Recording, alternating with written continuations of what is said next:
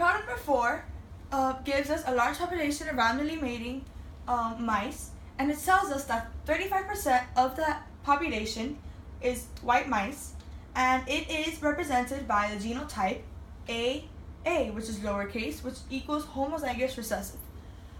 In this problem, they ask you to find the frequencies of the alleles and the genotypes.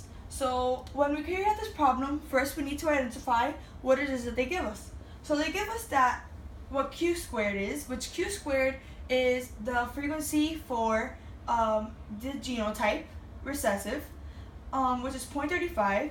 In order to find what the recessive allele is, you need to square root both sides, and you're going to find out that Q by itself is 0.59, and that is the frequency of the lowercase a, which is the recessive allele.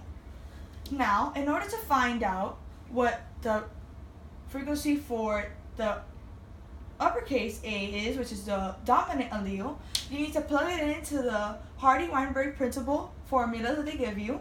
So we're going to use, since we know what Q is, we're going to use this one, and it's going to be P plus 0.59, because we're going to plug it in where Q is, and that's supposed to equal to 1. So in order to find out what P is, you subtract from one side, and you do the exact same thing to the other side. P is going to equal 0.41.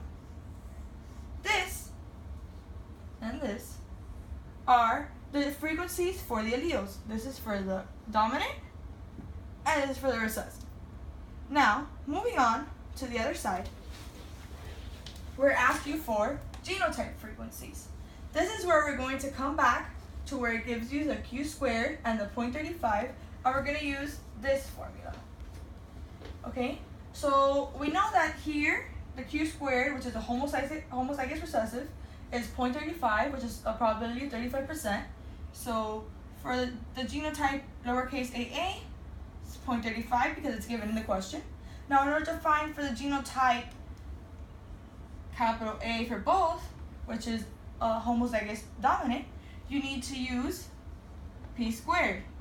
P squared is 0.41 squared. You're going to square it. That's going to give you 0.17. So 0.17 is a frequency for double capital AA, which is a homozygous dominant. And in order to find for heterozygous, you're going to use this part of the formula, which is going to be 2P times Q.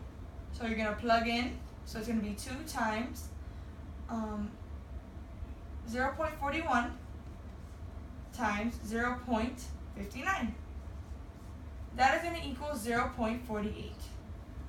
So when carrying out this problem, you want to use both of the formulas in order to find the frequencies for the alleles and genotypes, and you want to make sure that you round at the end of the problem.